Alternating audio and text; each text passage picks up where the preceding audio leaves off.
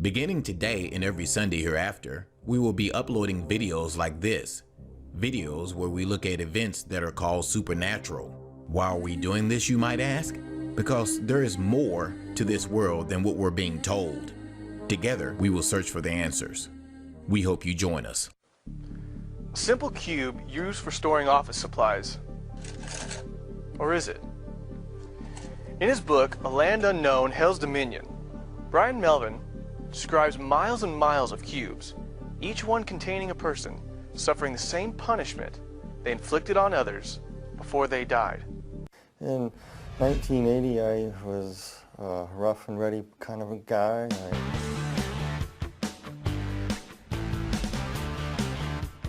I drank a lot and partied a lot, and I was moving to Tucson, Arizona, and I was working at a construction site, and one of the guys brought some water from Mexico that was contaminated.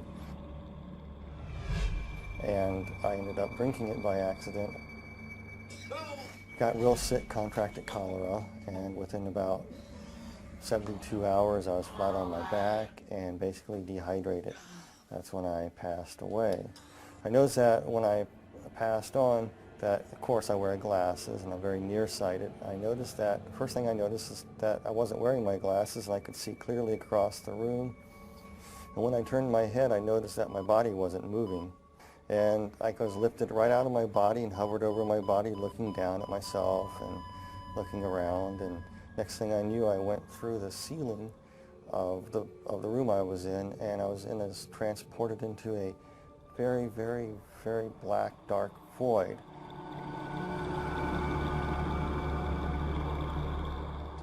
I could hear like somebody speaking to me, like telepathy. And it was explaining to me many, many things that I no longer remember, but most of the idea was explaining to you the whys of life, why there was evil in the world, why this, why, people have questions all the time. These were being answered to you as you were being transported to this light. And time you got to where the light was, you knew what happened, you know what's going on. You know what happened, you died, you're going to be judged, and everything as you're traveling, it's made so clear to you that what's happening is perfectly just and right. Oh yeah, I was going through the darkness and I was approaching the light there, and I noticed that on this rock, it was a big huge boulder right out in the middle of this darkness, and there was a person sitting on a throne. And the individual that was sitting on it was emanating light, very, very powerful, bright light. And there was a love and compassion too, but also a firmness and fairness emanating from this person. And I'm going, who is this? And the basic question that was coming to me through this thought was, look what you have done with God's gift. It was actually Jesus was speaking this to me. He said, if I let you into heaven with what you know now, that I'm just, right, perfect, you would misuse that and keep sin alive in heaven. You can't come in. He told me it was granted to me to see a land unknown that's best forgotten, but will not be left unseen. That was it. And then he took out all these keys out of his robe, just pulled them out. And as he pulled them out, you could see the scar where the nails were kind of like in the wrist area, and it kind of pulled the bones apart. It's kind of traumatic looking. And he had these keys, and the keys were odd shapes and design. And he walked over to a place, and he stuck this key into this, looked like a gate. And a door opened. Then the veil came over, and it was dark again. I couldn't see it. All I could see was the Lord. And I was being moved toward this door, and I went through that door into a void. I mean, a tornado vortex. It was just going round and round. It was a tunnel, spinning horrendously around, just roaring and roaring and spinning and spinning and spinning.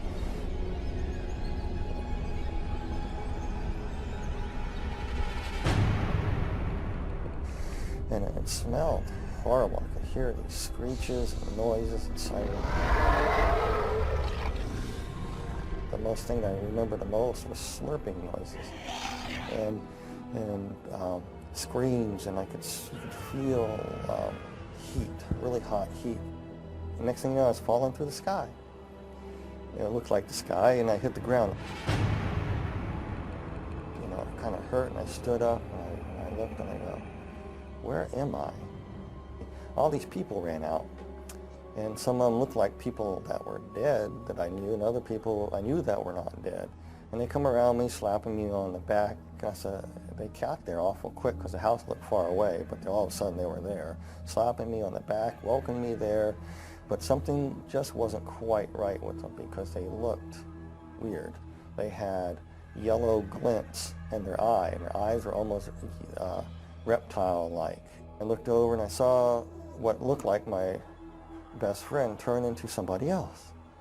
And I said, hey, wait a minute, you can't do that. You're not who you say you are. Who are you? And then all of a sudden I looked around and I go, all these people around me are not people. They began to morph into what they were. They were ugliest creatures I've ever seen. Reptile-like, some of them, they were just god-awful, like rotting vegetables, and they were distorted and twisted, and they were not perfect by no means. And they were just filthy, smelly creatures. And they were just starting to come at me like they're going to shred me to pieces. And one tried to grab me right across my chest, and one tried to grab my legs. And while they're trying to tear you to pieces, they backed away, and this one that looked like my best friend earlier, who morphed into different people, came up to me. It was it was about 4'8", looked like a sort of half dinosaur, a reptilian type creature, and it was hissing and spitting at me, and was speaking in a language that I didn't know what it was saying at first. I was telling, and it was broken in English. It was telling me to come, follow it, follow it, follow it. So he motioned to me, and we took a few steps, and all of a sudden we were at the end of the horizon. That doesn't make any sense, but we came across to what looked like the end of the horizon. You couldn't go any further. I couldn't understand what it was. And yet I could look out, and I could see all this vast fields and mountains. And then that creature stuck its hand in this horizon, and he ripped it open like a veil, and he stepped out of it up onto this road, and he telling me to come, motioning me to come. So I did the same. I just went ahead, I got up, and next thing I knew, I was on a large, wide, dusty, flat road. I just came out of a cell, a cube. It was around 10 by 10 foot square. It could have been 14 by 14. That's what the dimensions were. And there was a cell next to it, and there was a cells above it, kind of set back, concave, so they're going up. And there were 6 of them to the roof of this place. And in the walls are embedded people in cells. And he pointed to another cube, and in this cube I was looking at, there were people inside these cubes. Some were vacant, some people waiting for people to arrive like I did. There's this person in there, and I was just looking at them, and then it was showing me another person. Each person that was in their cube was like they were reliving parts of their life all over again, but not in a very pleasant way. It's like a living nightmare. And as we were walking along, I realized that hell is just an enormous big place, and there's many other parts to hell that I did not see. I just saw this place called the pit. And so it says, it's been granted to thee, follow me out to the middle of the road. So we walked out in the middle of the road, and all these demons and creatures running around, and I saw all these people in various stages of torment. And some of these demon creatures inside these cubes were going in at will. And they would be attacking people in various ways. But to the people, they look like other people, or times in their lives, or they look like demons. Whatever their worst nightmare was is basically what they were living. We walked along to another cube, looked inside of another individual that was there, and it reminded me of an old sailing ship. And this guy used to be a captain of the ship, and he was being flogged. Things that he did on this old sailing ship, he did it for pleasure for these people because it was his ship, and he liked to be mean to his crew.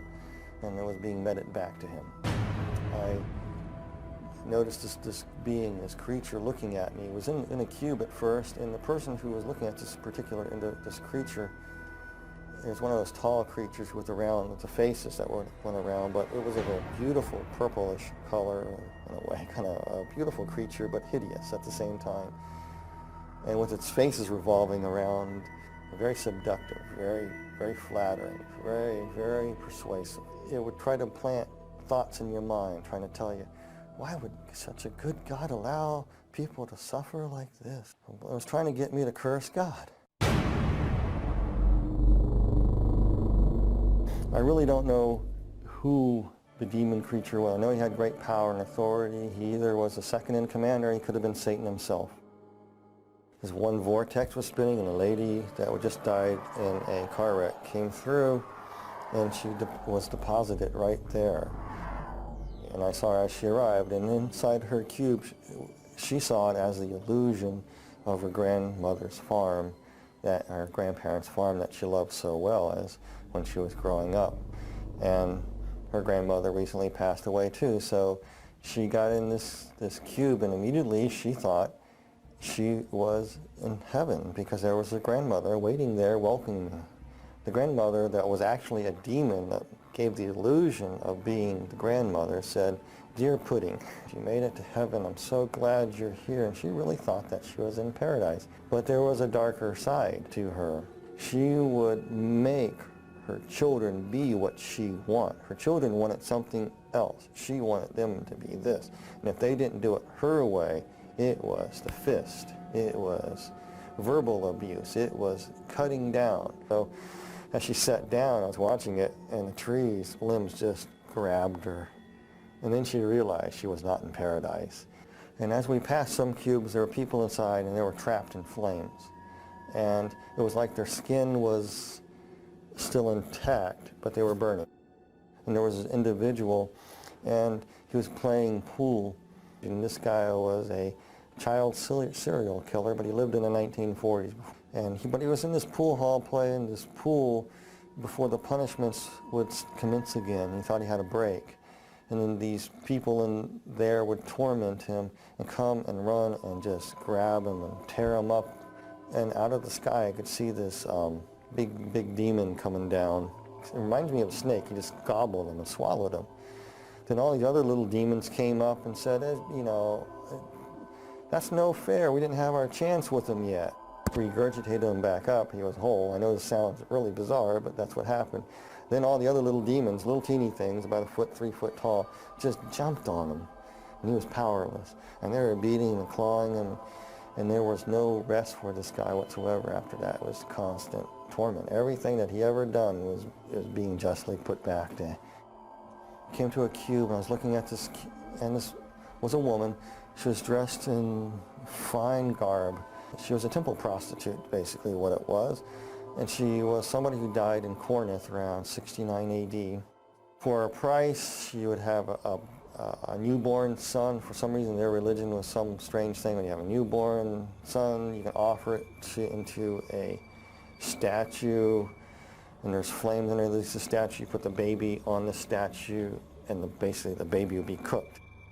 And here she is in this temple. There was no let up to her torment.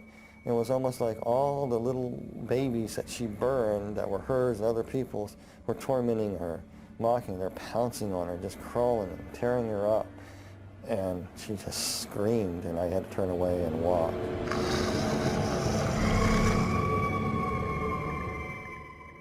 There was an individual that she practiced the black dark craft. She was a witch. I just knew that she was a witch, but she died many hundreds of years ago. But she was trapped in a coffin, scratching, trying to get out. She couldn't get out. She was in that position for years and years and years and years, hundreds of years. And then finally, when she got it open, all the demons would pounce on her. And I walked on to another cube. We looked in this other cube on this row, and there was another lady. And she believed that Mother Earth could save her. And then if she honored the trees and the rocks, and she was into this nature thing, and part of their religious practice that she would practice would be getting out in the fields and dancing around a fire with a bunch of other people doing the same. The people that she thought that she was with were actually demons, and they would come up to her and say, "You did this." They pick up a stone. You say, "The stone will save you here," and they smacked her with it.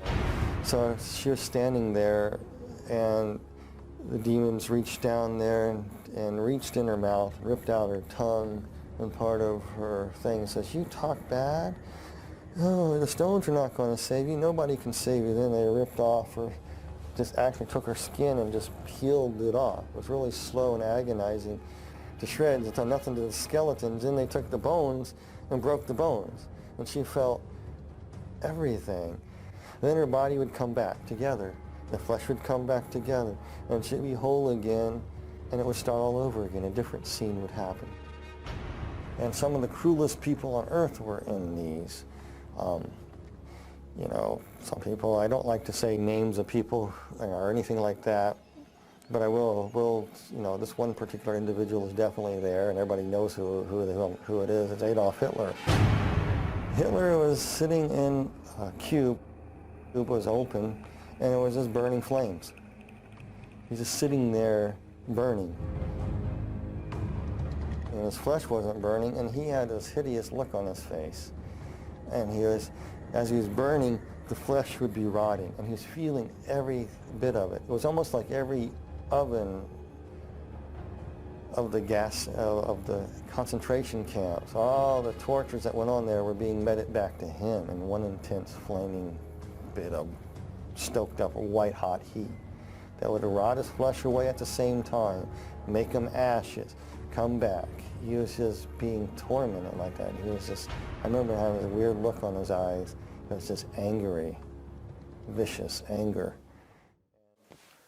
When we return, Brian Melvin tells how for a moment he thought he may be trapped in hell for all eternity. We were walking in another segment of hell near the back recesses of the wall, another segment of the deep dark pit. And we're coming to this one pit there was one place, and the cube was open, and inside there, this demon was trying to get me to go inside this cube in what looked like a dentist chair. I'm not afraid of dentists at all, but this thing looked like a dentist chair to me, with all these hideous creatures in there trying to say, "This is where you are going. And they want you in this cube here." And they were trying to get me in there, and I didn't want to go. And this part is very hard for me, because you got to understand, you are so scared. And this whole time you're there, you're just saying, "Jesus Christ, Jesus Christ, Jesus Christ." By that time, I was probably saying "Jesus Christ" so fast, Jesus Christ so fast, that it was a blur. That's all I can say. They wanted me in this cube, and I was scared. I didn't want to go in this thing. And like I said, throughout the whole time, you felt a connection with somebody from above, the Lord. And then all of a sudden, you could feel something coming for you. I was so petrified, I couldn't distinguish what it was. You could feel the footsteps walking behind you, and the ground thundering. And as it closer, whatever it was walking behind me. And I was too scared to turn away to see who it was, because I didn't want these things to rush me and grab me. And all of a sudden, they started coming toward me. And then the presence got right behind me, and they all scattered. And that purplish, big, tall, demonic creature, the regal creature, kind of backed slightly away and kind of bowed and kind of walked out, just kind of slithered on into the mist, into the darkness of hell. And the Lord was carrying me up.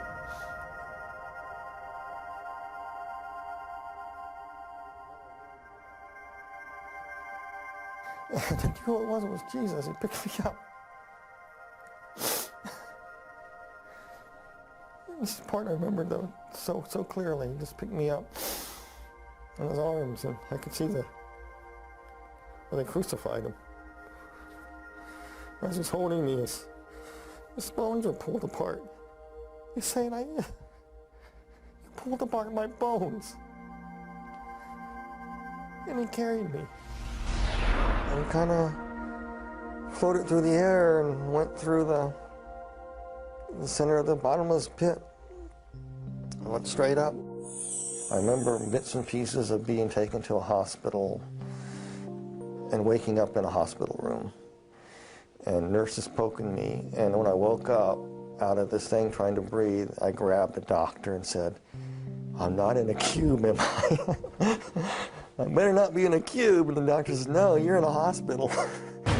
And from it, I was no longer an atheist. There was a God, there is a heaven, and there is a hell.